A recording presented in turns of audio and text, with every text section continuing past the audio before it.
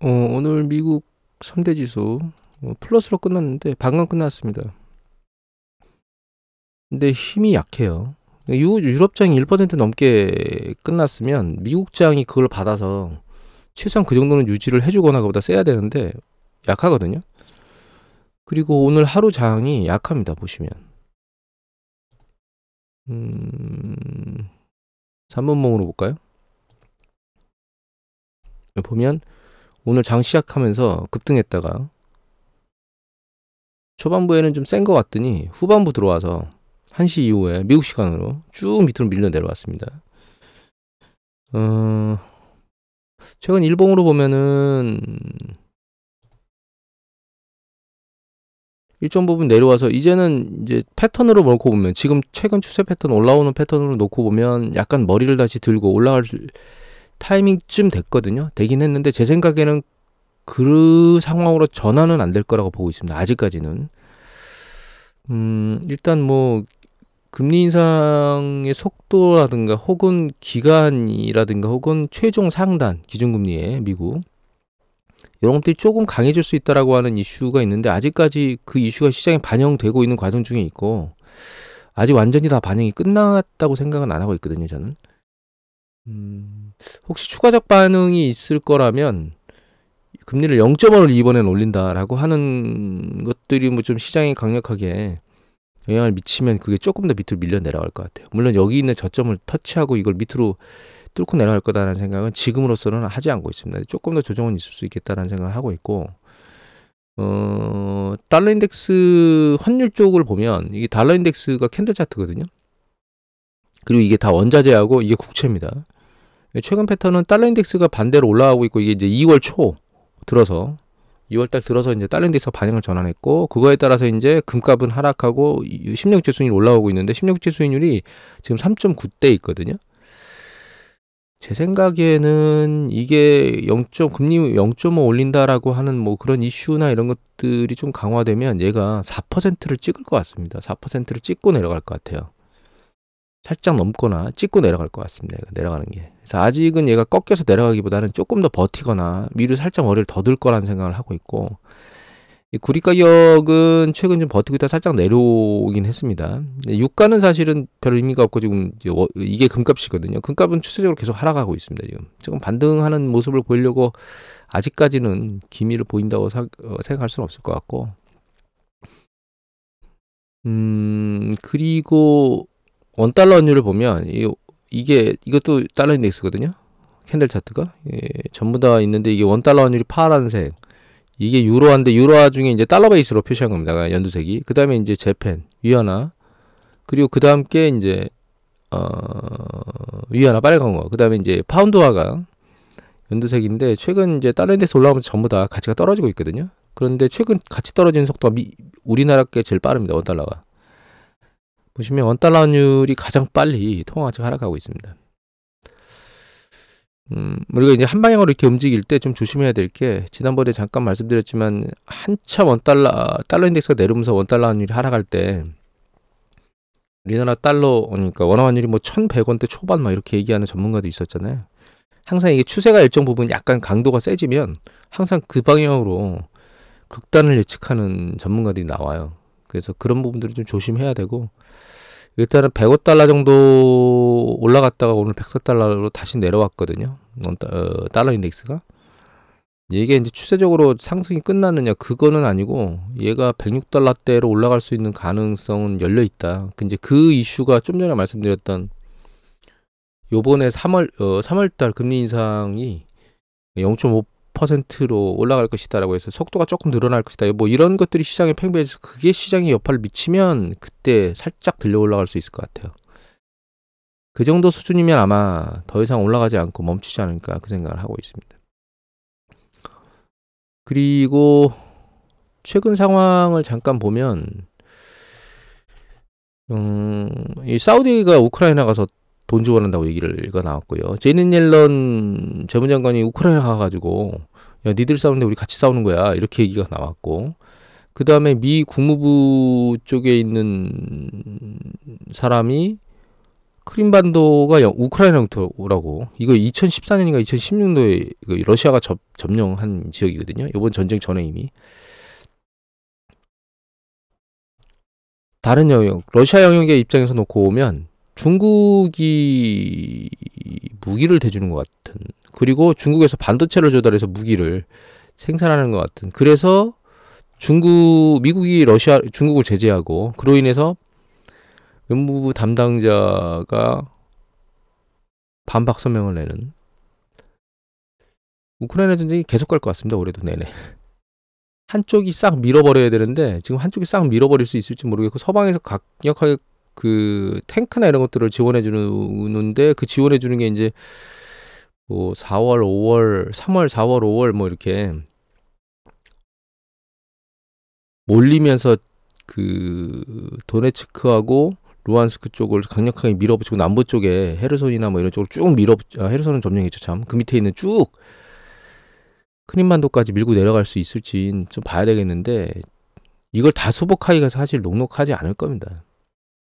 평화협상을 할 수 있을까? 그 생각도 들고 좀 길어질 것 같아요. 근데 이게 중요하지는 않습니다, 사실. 왜냐하면 이미 이제 보면 알겠지만 별게 없어요. 다 끝났어요. 예를 들면 유가 같은 경우에는 캡 씌워놓고 작업을 해서 밑으로 밀어 내려놨는데, 러시아가 그 감산에 대해서 한마디 했지만 유가는 움직이질 않고 있거든요.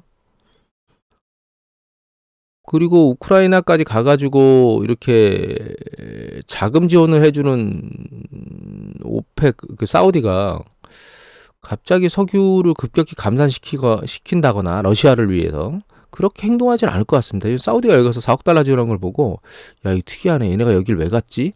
미국에 대해서 갈등을 일으키고 있는, 그리고 뭐 중국에 대해서 손을 내밀고 있는 그런 사우디가 갑자기 우크라이나 가서 지원한다? 이게 조금 뜬금없는 생각이긴 했는데, 그걸 생각해 보면 러시아한테 유리하게 뭐 석유를 조작한다거나 석유 가격을 그렇게 하진 않을 것 같습니다. 그리고 이걸 보시면 이게 그 컨테이너 프레이토스 데이터의 데이터인데, 이게 글로벌 컨테이너 운임 지수거든요.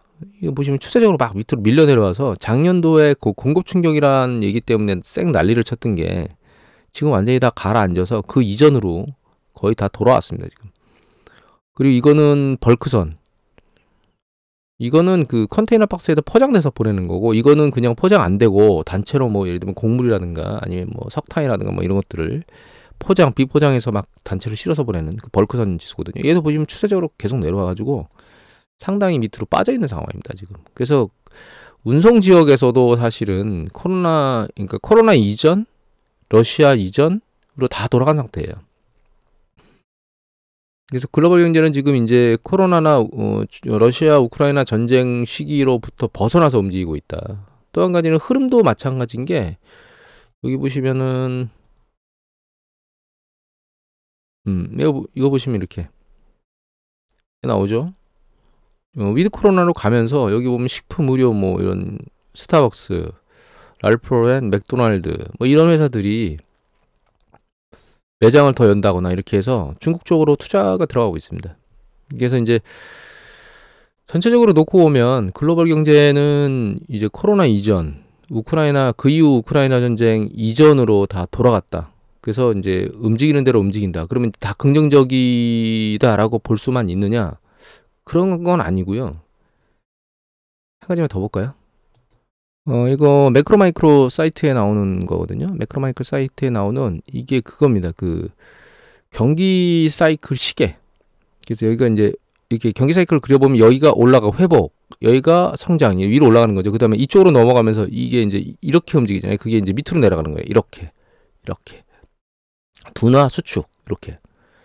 근데 이거 최근 움직임을 보면 2022년 4월부터 움직임을 한번 볼게요. 조금 더 그 전부터 볼까요? 약간 땡겨서 이렇게 2021년 12월부터 움직임을 볼까요? 자, 성장 국면에 있죠. 그런 것들이 이렇게 점점점 속도가 느려지고 있어요. 그죠? 그리고 지금 수축 국면으로 떨어지는 거 아니야? 이런 모습이 보이고 있거든요. 글로벌 경제가. 그러니까 이게 주식시장에는 어떨까요? 그러니까 이게 지금 이렇게 그리니까 어려우신데, 이게 이렇게 확장 국면으로 올라가서 정점을 치고 이렇게 이렇게 내려가고 있다는 뜻입니다. 지금 경제가. 그래서 코로나 이전으로 돌아가긴 했지만 코로나 시기에 발생하면서 코로나가 진행되면서 구제금리나 이런 것들을 통해서 두 번에 폭발적으로 성장을 유도했던 게 2022년에 그 두 개 이제 2020년, 21년도에 폭발적 수요 증가를 통해서 일어났던 것들이 22년에 조금씩 식어가고 지금 23년 들어서 그 강도가 조금씩 세지고 있는 느낌인 거거든요. 전체적으로 놓고 보면. 그래서 이제 내부시험 뭐 성장 속도가 느려지고 있다. 이거는 유럽은 지금 침체 쪽에 있다. 이렇게 얘기가 나와 있고 이거 이외에 지난번에 보여드렸던 거 하나 더 보여드릴까요? 이거는 미국의 컨퍼런스 보드 데이터인데 밑에 보면은 이게 지금 요번 달에 전부 다 나왔거든요. 선행지수들 국가별 선행지수 다 나왔는데 여기 보시면 플러스인 게 없어요. 다 마이너스죠. 그리고 이게 올라가는 과정 중에서 마이너스가 나와 있는 게 아니고 내려가는 과정 중에 있는 겁니다. 그러니까 예를 들면 미국 걸 보면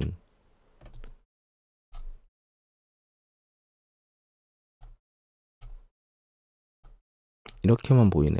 이거 전년 동기 대비로 봐가지고 느낌이 좀 없네요. 다른 저 데이터는 이거 읽어볼까요? 여기 보시면 이 추세로 보면 안 되겠다. 다른 차트로 여기에서 발표한 것 중에 다른 차트 형태로 되는 걸 보여드릴게요.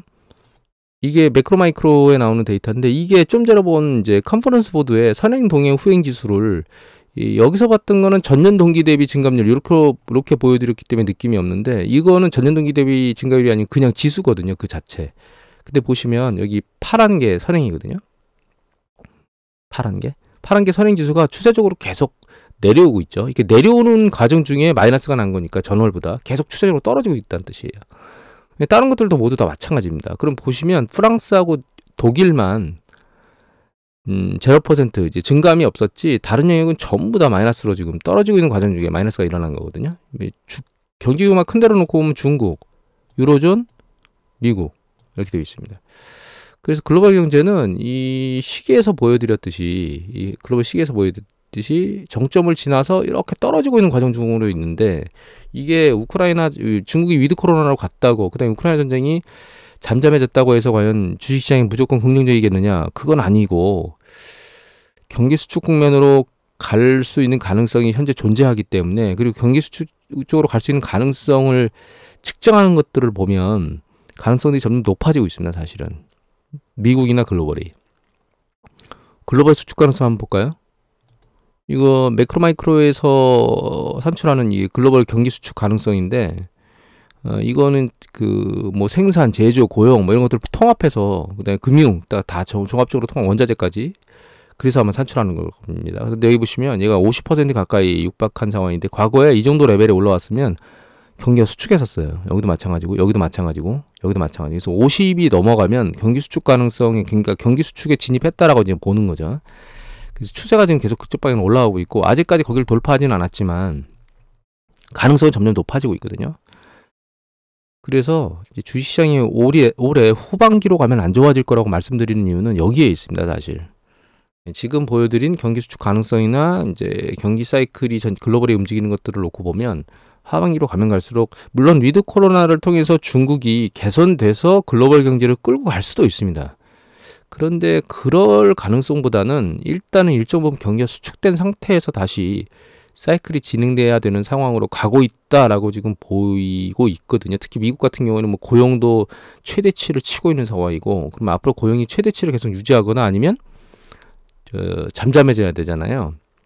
근데 연준은 그 고용을 짓누르고 있거든요. 지금 잠잠해지라고. 그러니까 그 최대치를 계속 유지하지 못한 상황이 발생한다는 거죠. 그러면서 이제 경기 수축으로 빠질 거라는 생각을 하고 있습니다. 일단 올해는 이미 말씀드렸던 것처럼 전강 후약을 보이지 않을까. 그리고 지금 전강을 보이고 있는데 전강 보이는 과정 중에 살짝 조정 국면으로 들어왔고 이게 추세적으로 보면 이제 약으로 계속 갈 거냐? 그러진 않을 거고 조금 더 들렸다가 시간이 좀 더 지나면 약세로 떨어지지 않을까 이렇게 현재까지는 판단하고 있습니다. 오늘은 이 정도로 마치도록 하겠습니다.